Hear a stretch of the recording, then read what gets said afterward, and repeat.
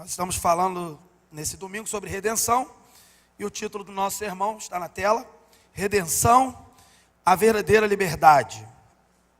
Vamos ler o texto que está na tela? Só testando aqui, estou testando. Funcionou. Tá joia. Eu leio, os irmãos acompanham. Nele temos a redenção por meio de seu sangue, o perdão dos pecados, de acordo com as riquezas da graça de Deus, a qual ele derramou sobre nós com toda sabedoria e entendimento, e nos revelou o mistério da sua vontade, de acordo com seu bom propósito que ele estabeleceu em Cristo, isto é, de fazer convergir em Cristo todas as coisas, celestiais ou terrenas, na dispensação da plenitude dos tempos.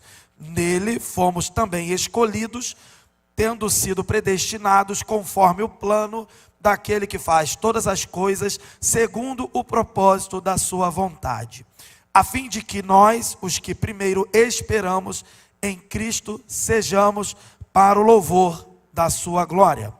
Amém. Essa é a palavra do Senhor para nós nessa noite. Graças a Deus. Vamos orar? Senhor Deus, nosso Pai, mais uma vez em oração, clamamos pelo Teu Santo Espírito que venha nos iluminar nessa noite, diante da Tua palavra aberta, diante da Escritura Sagrada que será proclamada, ó Deus, que Teu Espírito venha nos guiar à verdade, conforme Jesus Cristo nos prometeu, e que possamos nessa noite ter um encontro com o Senhor, que sejamos corrigidos, que sejamos encorajados, Senhor, que sejamos aperfeiçoados, para que a cada dia nos pareçamos mais com o Senhor. Afasta, Senhor, de nós toda distração, tudo aquilo que tenta roubar a nossa atenção, que tenta desviar o alvo da adoração e da glória que é o Senhor. E que possamos somente ouvir a Tua voz nesse lugar. Em nome de Jesus que nós oramos. Amém. Queridos, esse texto que nós aqui separamos, ele faz parte, na verdade, de uma grande declaração, de uma grande abertura da carta de Efésios, em que Paulo, a partir do versículo 3 e concluindo no versículo 14, ele vai fazer ali uma demonstração do plano que está sendo executado, de uma obra que está sendo executada, e uma obra realizada pelo Pai, nos primeiros versículos que nós não lemos, a obra que o Filho realiza, esses versículos que agora nós lemos, e uma obra que o Espírito Santo também realiza, que seriam os versículos 13 e 14. E nós vamos nos ater aqui à obra do Filho. O que Paulo diz aqui nesse texto acerca do Filho, Jesus Cristo.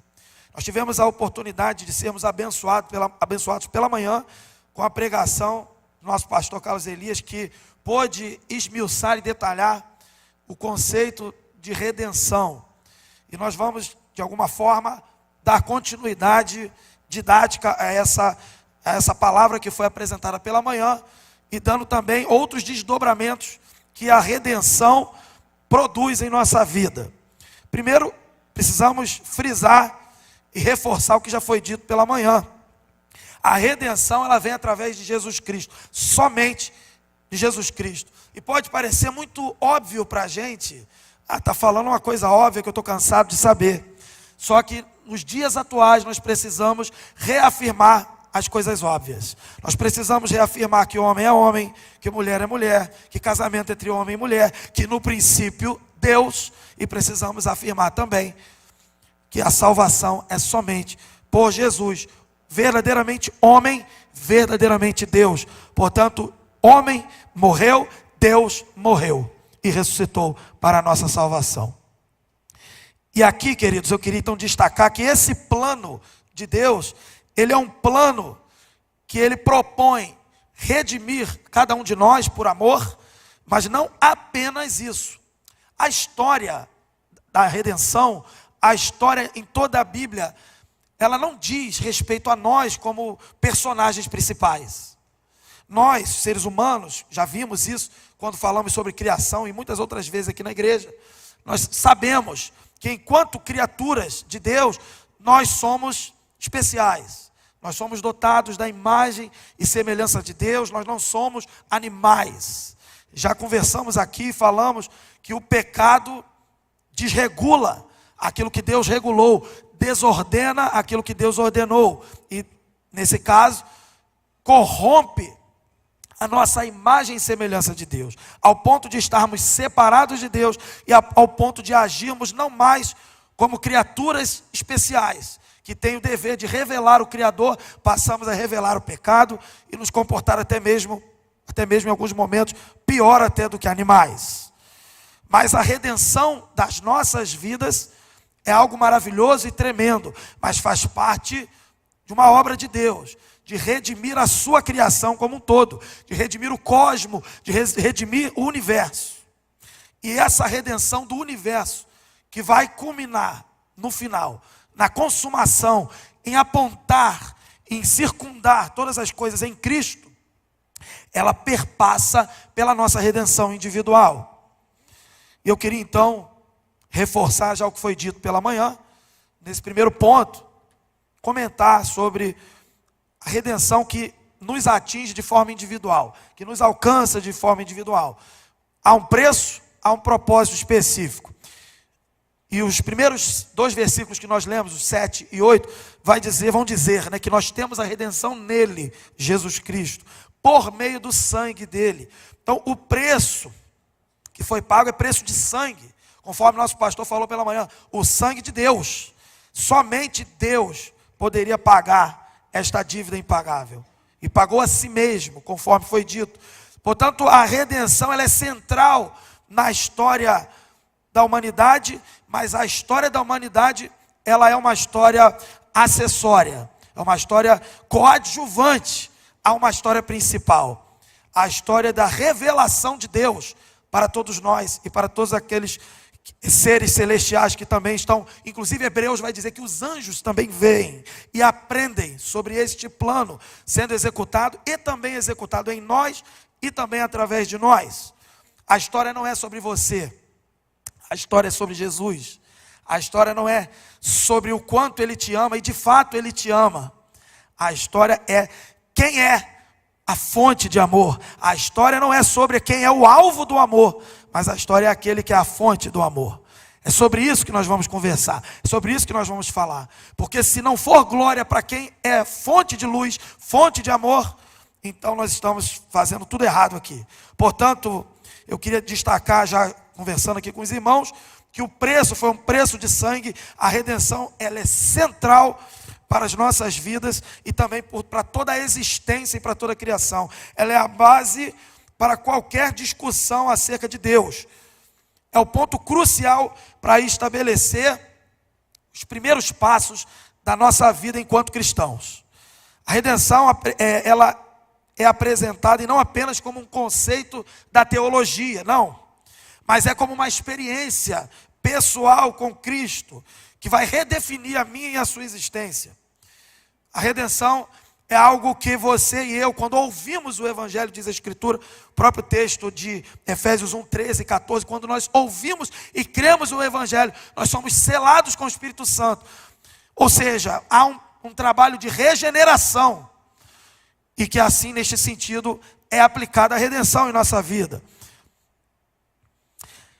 Queria destacar também a generosidade da graça divina. É algo da parte de Deus, conforme o texto aqui vai dizer, riquezas da sua graça. A redenção é uma obra centrada em Cristo, que produz a nossa regeneração, nossa mudança de natureza, a nossa redefinição, um reordenamento naquilo que estava desordenado, uma ressurreição espiritual, apontando para a ressurreição plena na consumação dos séculos. E esta redenção é fruto de uma generosidade de Deus, da graça de Deus, conforme diz o texto, riquezas da sua graça. E vai ampliar, então, a nossa compreensão da generosidade de Deus, que vai além do perdão dos pecados, também para incluir em nós capacitação para vivermos uma vida transformada. Fica claro que a redenção ela vai ter implicações, irmãos, práticas na nossa vida. A redenção, de fato, ela produz em nós uma transformação interior, mas que vai nos habilitar a transformar o exterior também. E não é o oposto, não é do exterior para o interior, de fato é do interior para o exterior. Uma experiência que nós devemos ter quando ouvimos o Evangelho. A fé vem pelo ouvir e ouvir a palavra de Deus. Recebemos então a pregação, o poder do Evangelho ali. E aí recebemos e cremos pela fé. Recebemos a fé salvadora. Demonstramos essa fé, declaramos essa fé. Nos entregamos, nos entristecemos pelos nossos pecados. Nos incomodamos, nos colocamos diante de Deus, clamamos por misericórdia. Somos transformados. E somos capacitados para viver os efeitos dessa redenção. Também queria destacar que o texto aqui de Efésios, Paulo vai dizer, já no versículo 8, que há uma sabedoria e entendimento da parte de Deus. Diz aqui, com toda a sabedoria e entendimento, diz o texto.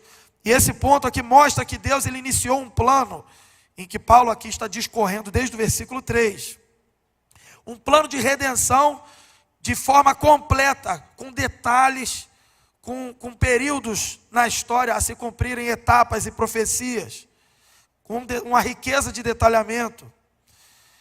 E como isso devia se desenrolar ao longo da história e também na vida das pessoas.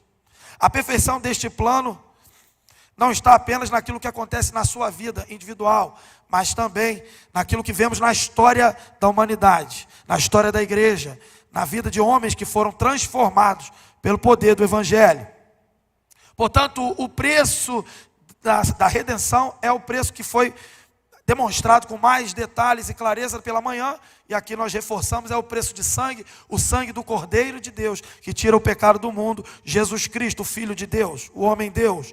E também um propósito de alcançar a partir de nós toda a criação e redimir aquilo que em nós acontece de forma interior, também no exterior, e aonde esta redenção que nos alcança, transbordar e tocar. O segundo ponto que eu queria demonstrar para os irmãos e conversar com os irmãos, já no verso 9 e 10, é que esta redenção e este plano em execução, e uma vez ele expresso de forma plena, revelado em Jesus Cristo, e a palavra de Deus vai dizer que Jesus Cristo é a revelação máxima, plena, perfeita de Deus. Esse plano executado a partir de Jesus, cumprido em Jesus, esse plano é um plano que nos traz respostas. O título aí que eu coloquei é Revelação da Vontade de Deus. Muitas vezes, irmãos, nós passamos lutas, sofrimentos, desafios. Conhecemos histórias de grandes homens de Deus na Bíblia que passaram por sofrimentos, lutas, como por exemplo Jó e muitos outros, e que demonstraram fidelidade ao Senhor, perseveraram. E às vezes a gente diz assim, eu não consigo não. Na verdade, nenhum de nós consegue. Sem o poder da redenção, nenhum de nós consegue. Sem o poder da ressurreição de Jesus, nenhum de nós conseguiria. Sem a regeneração e a capacitação que vem de Deus, nenhum de nós pode mesmo suportar nenhum tipo de sofrimento. E o sofrimento, ele é por causa dos nossos pecados. Não é uma declaração de religiosidade, conforme os amigos de Jó tentaram fazer. Dizer que Jó estava passando pelo que ele estava passando, porque ele estava em pecado e não tinha amizade ali com Deus, não estava bem com Deus. Não é o caso. Essa declaração que eu estou fazendo é uma percepção, por exemplo, do salmista, no Salmo 40, que vai dizer, esperei confiantemente no Senhor, e Ele se inclinou para mim, ouviu o meu clamor, Ele glorifica, celebra, mas lá no final do Salmo, ele vai dizer assim, os meus pecados, a multidão de pecados me alcançou, e ele entende que o ser humano passa por sofrimentos, porque ele, enquanto ser pecador, ele está no mundo, e por estar no mundo, o pecado também está no mundo, está na carne dele, e está atuando no cosmos, no universo, conforme Deus assim declarou no capítulo 3. Maldita é a terra, e uma série de outras questões acerca do trabalho, o trabalho que era algo divino, algo maravilhoso, algo para expressar o Criador, se tornou algo para buscar sobrevivência e com muito custo. Então veja, o salmista entendeu isso, e nós devemos entender todo o sofrimento de maneira geral que existe no mundo. Existem os responsáveis ativos por esses sofrimentos, aquele que age, aquele que rouba, aquele que mata. Mas enquanto raça humana, todos nós somos responsáveis pelo mal que existe no mundo.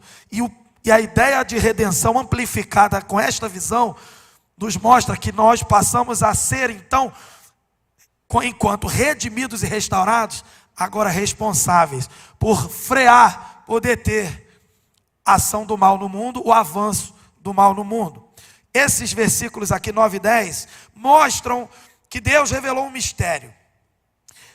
Há 2 anos atrás, no mês de agosto, nós pudemos celebrar também aqui o mês de jovens e adolescentes, fizemos a conferência e trabalhamos um tema chamado Cristo em mim, né? Esperança da glória. E isso nós vimos em Coríntios, 2 Coríntios, e também vimos também Colossenses e outros textos também.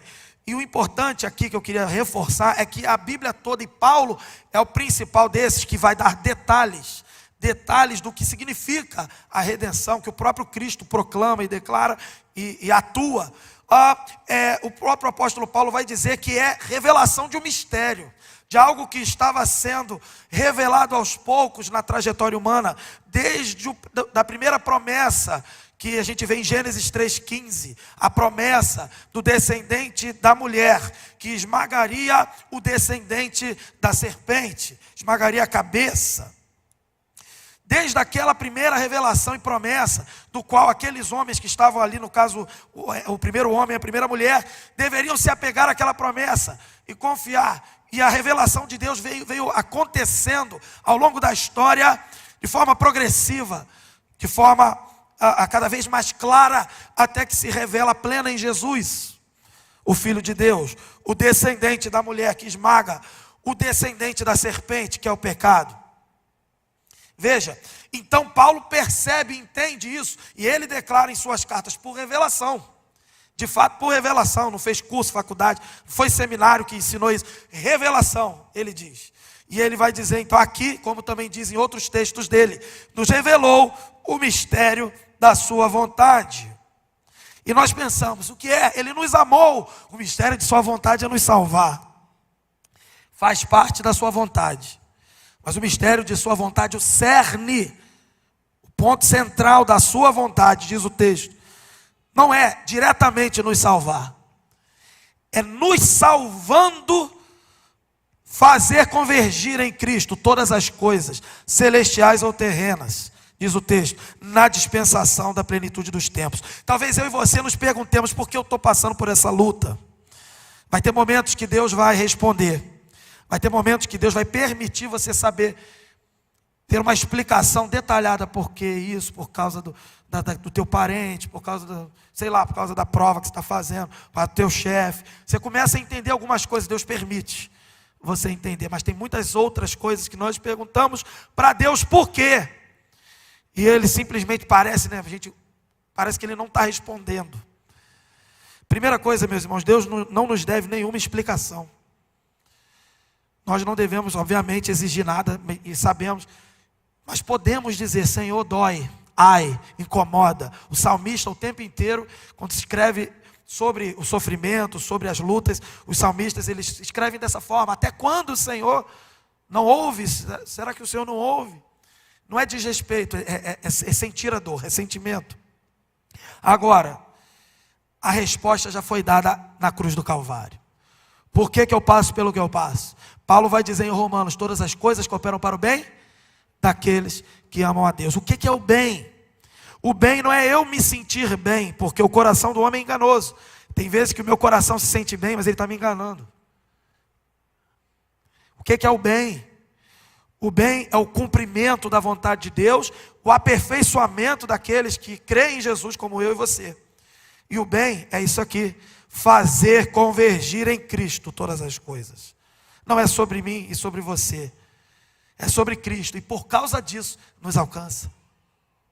Ele decidiu apontar tudo para Cristo e revelar o seu amor, a sua perfeição, quem Ele é de forma plena, através do homem Jesus ressurreto, o homem Deus, do qual veremos face a face e veremos todas as coisas devidamente ordenadas na criação, se curvando e apontando para Jesus.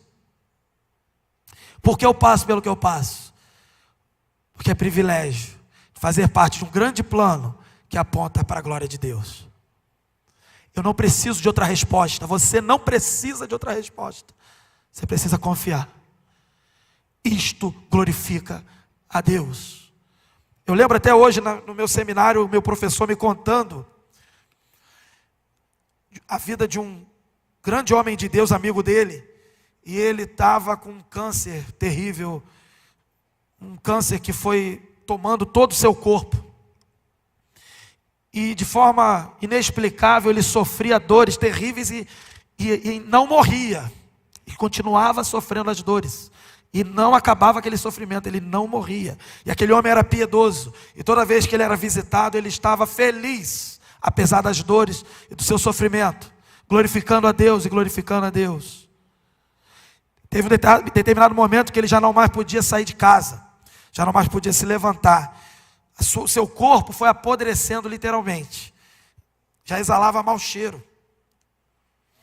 E ele não morria. E alguém poderia perguntar, e muitos que viram esta situação, e talvez você conheça casos semelhantes, por que Deus não leva esse homem? E já estávamos orando, não mais pela cura, né? Já estavam orando para que Deus levasse e aliviasse o sofrimento. Porque de alguma forma aquilo glorificava a Deus, e de fato glorificou, porque até o último suspiro daquele homem, da sua boca só saía a palavra de Deus e louvor ao Senhor. É para isso que nós fomos chamados. Fomos chamados e redimidos para de nós transbordar a glória de Deus, o louvor a Deus, a adoração a Deus. Nós não fomos chamados para reclamar, para murmurar. E olha que eu também sou reclamão, minha esposa que sabe. Eu reclamo, eu murmuro. Mas nós não fomos chamados para isso.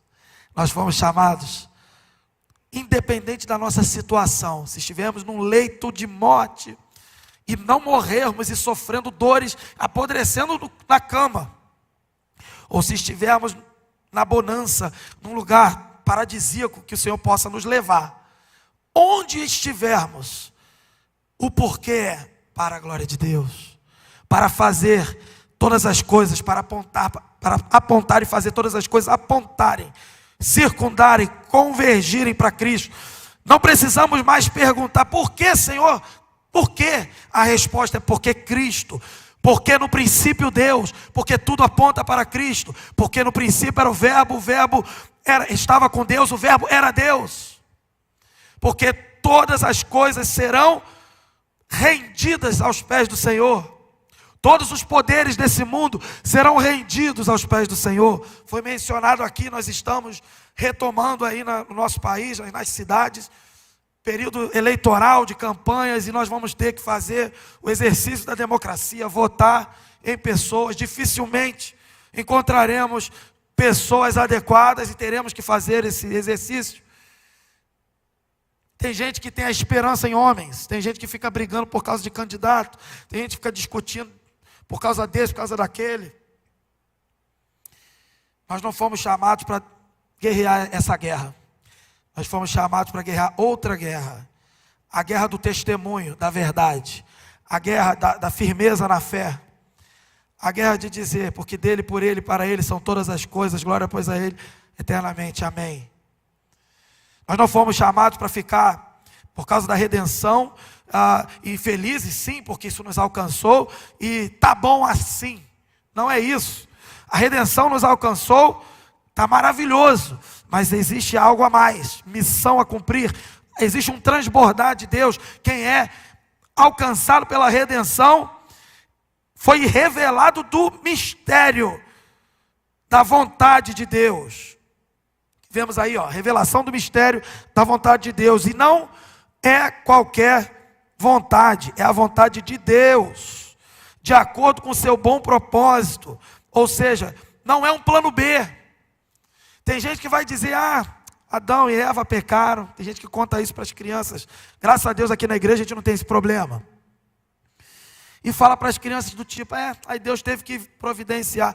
Deus não teve que providenciar nada. O plano é esse. Apocalipse vai dizer que o Cordeiro foi morto antes da fundação do mundo. Porque a história principal não é sobre você, é sobre Cristo.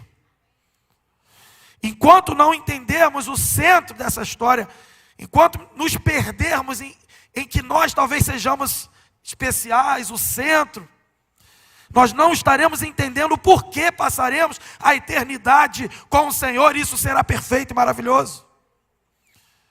Tem gente que não consegue visualizar, vislumbrar, nem imaginar.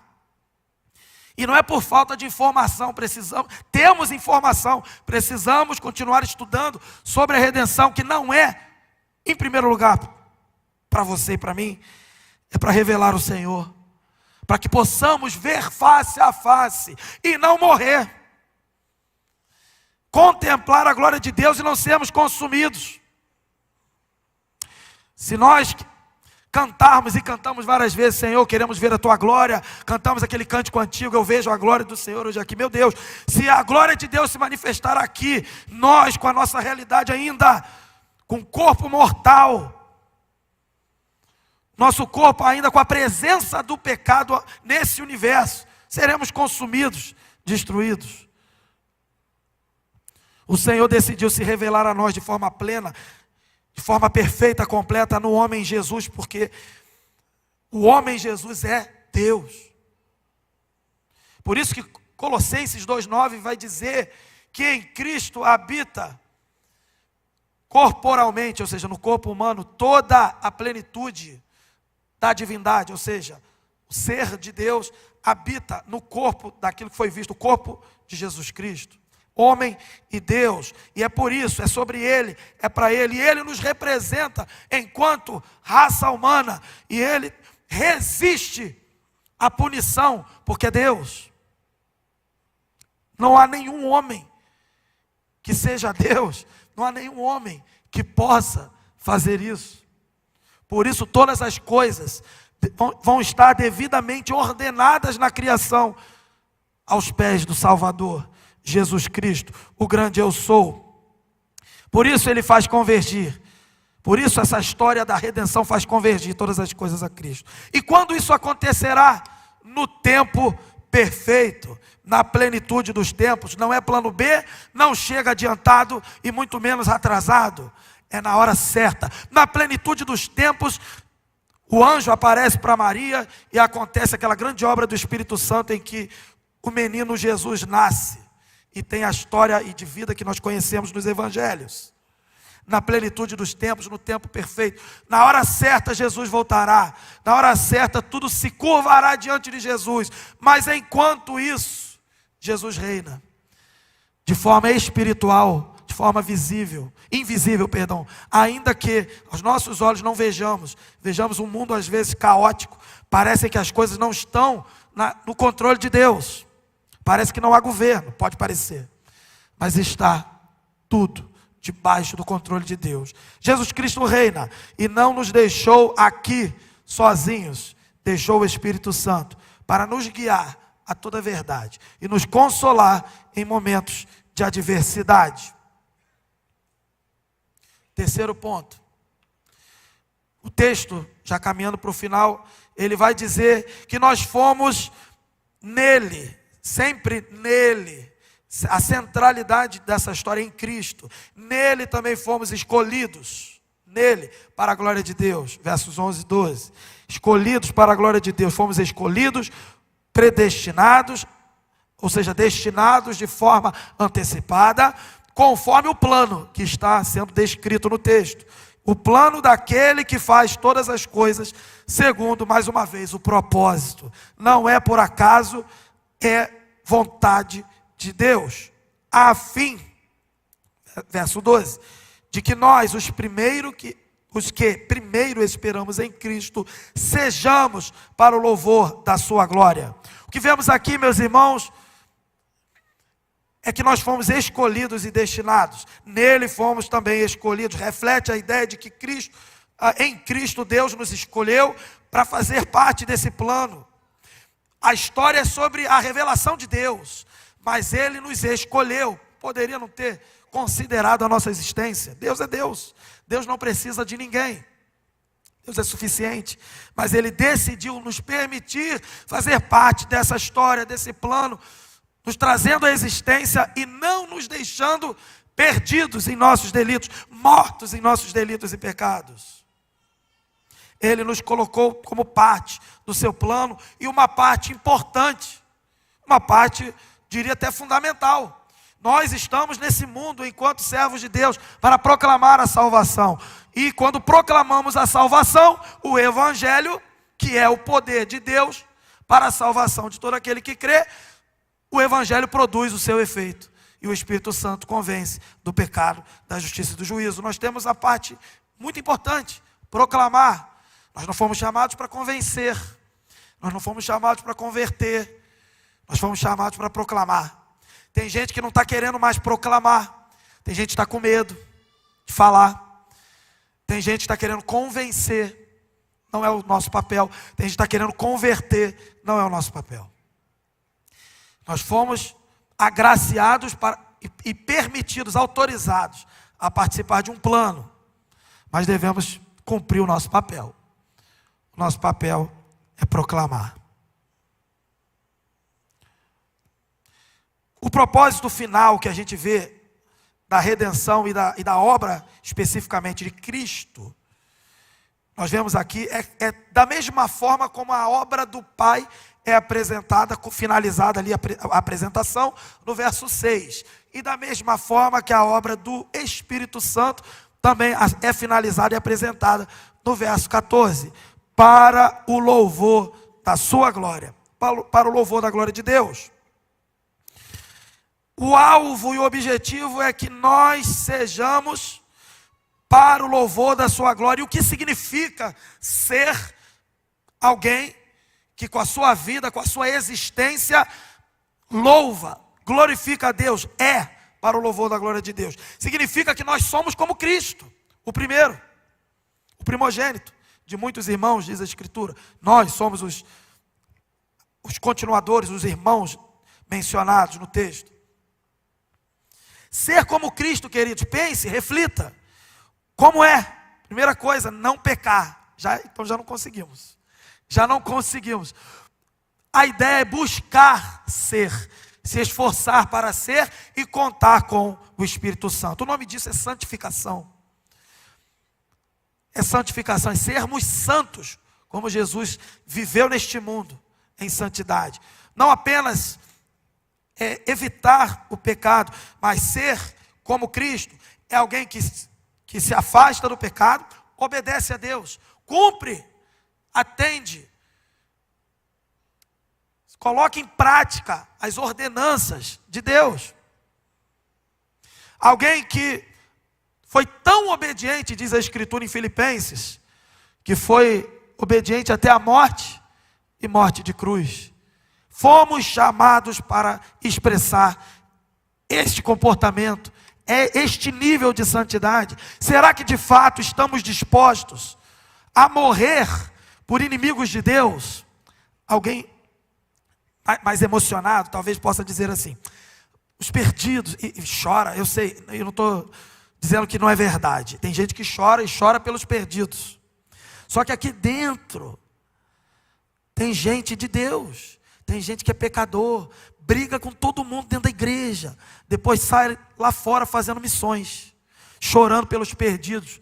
E aqui dentro, Jesus Cristo, o mesmo Jesus que mandou a gente fazer discípulos por todas as nações, de que forma? Batizando e ensinando a obedecer. O mesmo Jesus que falou isso, ele falou isso já depois de ressurreto, depois de ter declarado: toda a autoridade me foi dada no céu e na terra. Mas antes dele ir para o Calvário, antes dele morrer, ele já preparando os discípulos, ele também disse assim, aquela mesma conversa em João 14, que ele vai dizer: eu sou o caminho, a verdade e a vida, estou preparando morada, vou deixar o Consolador. Está nessa conversa, um pouquinho antes, no capítulo 13, ele vai dizer assim: um novo mandamento vos dou. Ele não está falando para qualquer ser humano, a qualquer ser vivo, vamos dizer assim. Ele está falando para um grupo específico, o grupo daqueles que são seus imitadores, os discípulos, que seriam seus continuadores, que a partir deles viriam outros, e chegaria até nós. Amem-se uns aos outros como eu vos amei. Como que Jesus amou?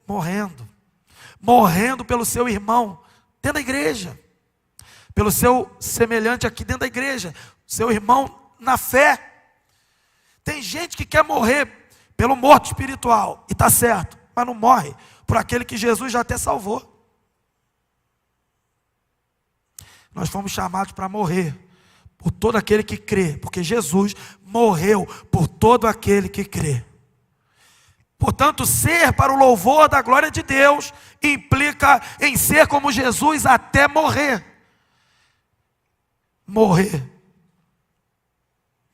E às vezes a gente fica, Senhor, eu sei, eu também sou de carne e osso, está doendo, está incomodando. Deus nos chamou para morrer. A redenção nos alcançou para morrer. Nós não fomos chamados para morrer para herdar salvação, não. Não teríamos essas condições. O próprio pastor Carlos nos lembrou aqui, só Jesus ele tinha as condições de nos salvar.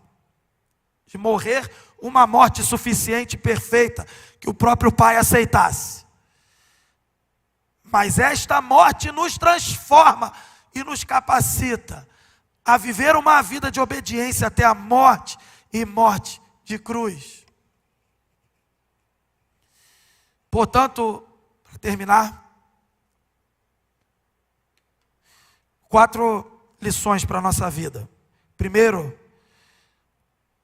é preciso passarmos pela redenção individual. A redenção é individual. Estávamos dando aula para os casais, e aí estavam discutindo a questão de casal, ser uma só carne. Podemos ser uma só carne, ter uma unidade familiar e tal, mas a salvação e a responsabilidade diante de Deus é uma só, e ela é individual. Somente aquele que crê no Filho será salvo. Quem não crê já está condenado. Eu não sei quem está aqui. Estou vendo aqui a maioria dos que eu consigo identifico como meus irmãos aqui da igreja, mas não sei se tem visitantes, se eu tenho algum irmão aqui, algum amigo que não conhece essa história, que não entendeu. Mas o que eu posso te dizer é que você pode procurar em qualquer lugar. Você vai rodar por aí afora, vão até te enganar e você vai achar que encontrou. Quando você cair em si, você vai perceber, não encontrei. Só há salvação em Jesus. E ela transforma o indivíduo. Para do indivíduo transformar as outras pessoas, transformar a criação. Conforme Paulo escreve em 2 Coríntios 5,17, nós somos de fato feitos novas criaturas. E as coisas velhas passaram, tudo se fez novo. Isso é redenção, é a verdadeira liberdade, conforme foi dito pela manhã, liberdade da escravidão do pecado. Éramos mortos nos nossos delitos, e estávamos escravos ali, servindo ao mal, ao pecado, e o Senhor nos libertou ao ponto de agora sermos escravos também, mas de Cristo, sermos escravos de um Senhor que é bom. A Bíblia propõe uma liberdade, o Evangelho nos propõe uma liberdade verdadeira, em que não temos condição de sermos autônomos. Eu resolvo a minha vida e decido, eu faço a minha lei. O que vemos por aí quando seres humanos querem fazer as suas próprias leis é anarquia e confusão e desgraça e morte. Portanto, nós não fomos chamados para sermos libertos do pecado e andarmos por aí soltos. Não, nós fomos redimidos, regenerados, restaurados, justificados, e estamos em processo de santificação para vivermos como Jesus, para expressarmos Jesus, para expressarmos a identidade de Cristo. Agora já não vivo mais eu, mas Cristo vive em mim. Não precisam lembrar do meu e do seu nome, não. O importante é que o Senhor lembra, está lá no livro da vida. O que precisam lembrar neste mundo é do nome de Jesus. Estamos às vezes querendo marcar o nosso nome na história e até de certa forma deixar um legado. Se tem um legado que todo crente cristão deve deixar, é o legado da redenção, que aponta para um só, Jesus. Que não lembre do meu e do seu nome, mas lembre do nome de Jesus. A redenção é de um indivíduo. O Senhor te alcança, te transforma, te ressuscita, te regenera, para que você expresse, revele Cristo, que é a revelação máxima de Deus. O segundo ponto é que a redenção nos alcança para transbordar e alcançar a nossa vida, alcançar a cultura. Eu separei esse termo cultura, porque é um conjunto de práticas, ações, comportamentos, tradições, linguagem. A redenção, ela amplia toda a nossa existência. O mundo é um lugar mau, porque o pecado está no mundo. Quem não passou pela redenção está a serviço do mal. Pode não ter pensado nisso, eu tenho boas intenções. Diz o ditado conhecido, de boas intenções o inferno está cheio, não é verdade? Mas queridos, a gente pode ter as nossas boas intenções, mas o mundo é um lugar pior na medida que o pecado avança. E o pecado avança no interior das pessoas. Como vencer o mal? Como melhorar o mundo? Vamos votar, vamos fazer campanha política, vamos fazer isso e aquilo, não vai resolver. Não vai resolver. O que vai resolver o nosso mundo, o que refreia o avanço do mal, o que impede o mal de chegar a determinadas situações e lugares, é a redenção. Você foi chamado para viver a realidade da redenção na sua vida cotidiana.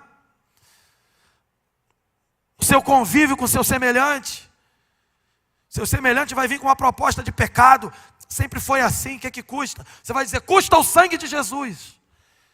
E nós temos que viver para a glória de Deus. E testemunhar. Você foi chamado para viver isso. A igreja foi chamada para redimir a cultura. A igreja não está aqui no mundo esperando da hora do sinal bater e a gente subir. Isso é uma parte.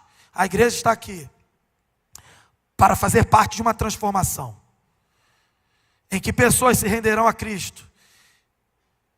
E mesmo que aqueles que não se renderem, você ocupando os espaços da sociedade, impede que uma pessoa pecadora, maligna, a serviço do mal, exerça essa determinada função na sociedade.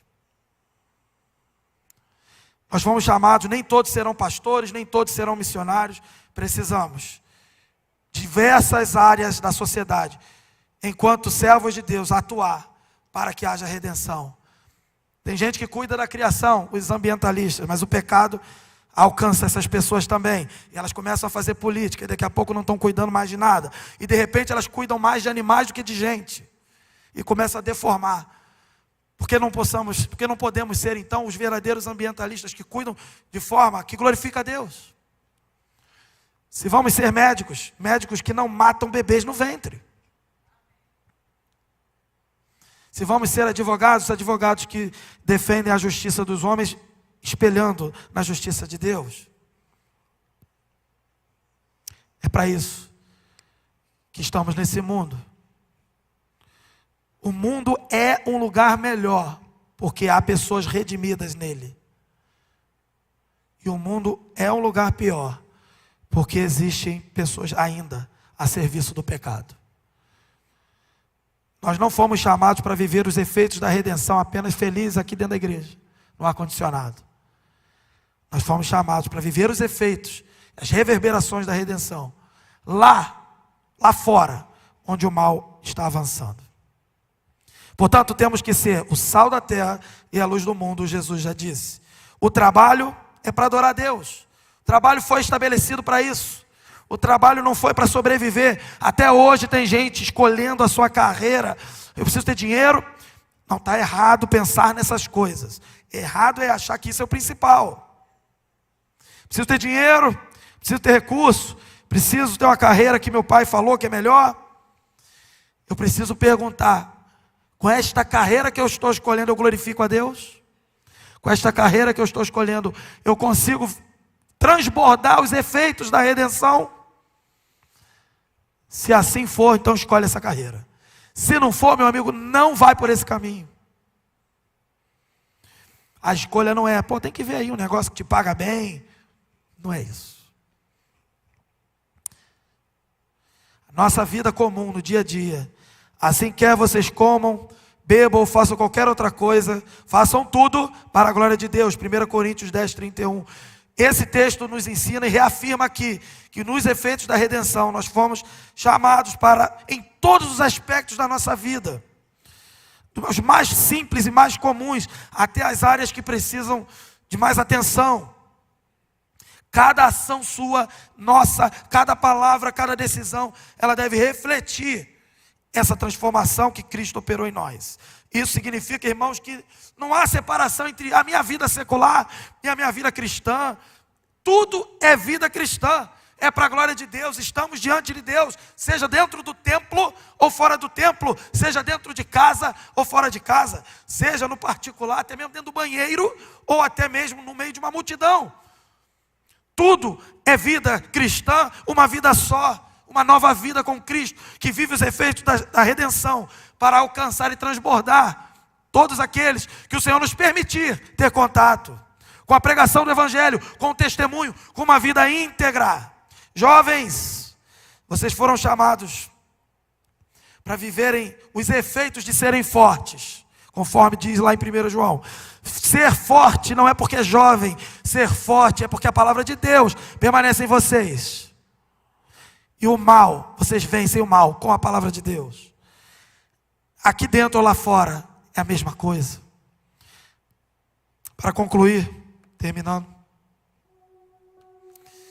Quando a gente reflete sobre a amplitude da redenção de Cristo, o que Cristo nos oferece, a gente pode perceber que a gente está diante de uma verdade que não apenas nos liberta e nos dá a verdadeira liberdade, que é o título, mas também nos desafia a viver uma vida coerente e profunda. A redenção em Cristo, ela não é apenas um ingresso, uma passagem para o céu. Queridos, quando estudarmos mais sobre a consumação, veremos que o céu, de certa forma, será aqui.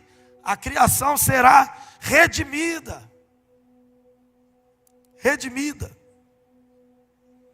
Tem gente que está sonhando com o céu, eu também sonho. Tem que sonhar. Mas Jesus orou assim, na sua oração sacerdotal, João 17, ele orou assim: Pai, eu não peço que os tires do mundo, mas que os livres do mal. A redenção é vitória sobre o mal. E você já tem essa vitória. Você não foi chamado para ser tirado daqui. Na plenitude isso vai acontecer. Você foi chamado para viver os efeitos da redenção aqui e transbordar. Aos não crentes, reforço. Se você está aqui hoje e nunca experimentou essa verdadeira liberdade, que vem somente através de Jesus, saiba que a mensagem da redenção é para você. Para que você seja como Cristo e seja liberto de todo o seu cativeiro. Aos crentes, reforço. Para vocês que já conhecem o Senhor, esse é um chamado para aprofundar o seu compromisso com a vida que Ele nos chamou para viver.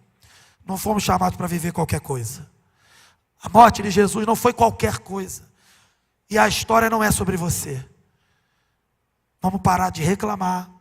Vamos parar de murmurar. Vamos parar de exigir. Nós não temos direito a nada, nem a salvação. E vamos nos render. E nos entregar. E nos permitir viver os efeitos da redenção. Que a nossa fé não seja apenas interior, mas que ela seja revelada na nossa vida prática, todo dia, transformando tudo ao nosso redor. Portanto, que a verdade dessa redenção que nós conversamos aqui pela manhã e agora à noite, que essa verdade ressoe nos meus e nos seus corações, e ela transforme as nossas vidas para transformar os outros. Que ao sairmos daqui, irmãos, não saiamos apenas assim, ouvimos mais uma pregação. Não é isso. Que a gente saia daqui não apenas como ouvintes, mas praticantes da palavra, como portadores da redenção, queridos. O sangue do Cordeiro derramado na cruz do Calvário, que suportou a ira de Deus, para nos livrar, não podemos agir e nos comportar e carregar este emblema, este brasão de qualquer forma. Precisamos de temor. Temos que nos render a cada dia ao poder da ressurreição e redenção de Jesus. Devemos agradecer, devemos também nos entristecer por quantas vezes negligenciamos o que Jesus nos deu. Não alcançamos, não compreendemos o tamanho. Quanto mais estudamos a palavra, mais percebemos que não alcançamos ainda.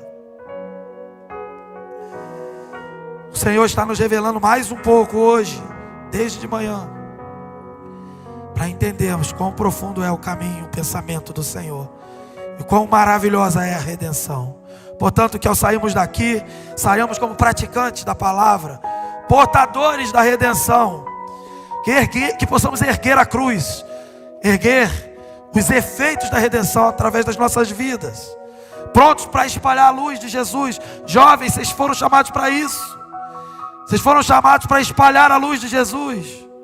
E não apenas fazendo coisas artísticas no sinal de trânsito. Também é bonito. Muito mais do que isso. Muito mais do que canções. Muito mais. Uma vida para o louvor da glória de Deus. Que possamos reverberar, transbordar essa luz a cada esquina desse mundo, a cada canto que o Senhor nos levar. E assim sermos canal da ressurreição e da redenção, para que haja vida onde só havia morte.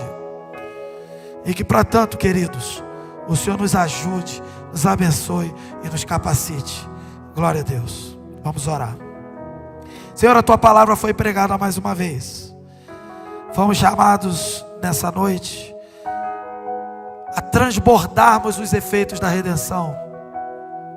Ó Deus, tem misericórdia de nós.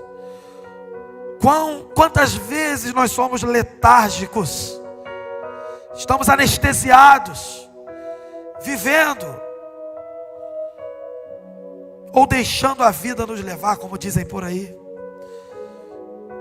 Portanto, Deus, que os efeitos da redenção, que os efeitos desse grande plano, que a santificação a qual o Senhor nos chamou para viver, que a grande comissão que o Senhor nos confiou, Senhor Deus, nos levanta do banco, da cadeira, do banco, da cama, do quarto, nos levanta, Deus, nos ergue para marchar, e na medida que marchemos com o teu estandarte da redenção, a tua promessa se cumpra, as portas do inferno não prevaleçam contra a igreja do Senhor, que não retrocedamos na proclamação do Evangelho, mesmo que esta proclamação incomode, que não silenciemos as nossas vozes e bocas, que da nossa proclamação e das nossas canções saiam da tua palavra a verdade que liberta. E que essa declaração da tua igreja seja ouvida e vista com uma vida de redenção que transforma aonde o Senhor nos plantou. Confirma, Senhor, e fortalece a tua igreja nesta grande missão, até o dia que o Senhor virá para nos buscar, e todos juntos nos renderemos e nos curvaremos juntamente com toda a criação diante do Senhor, face a face, para o louvor da tua glória. Em nome de Jesus, amém.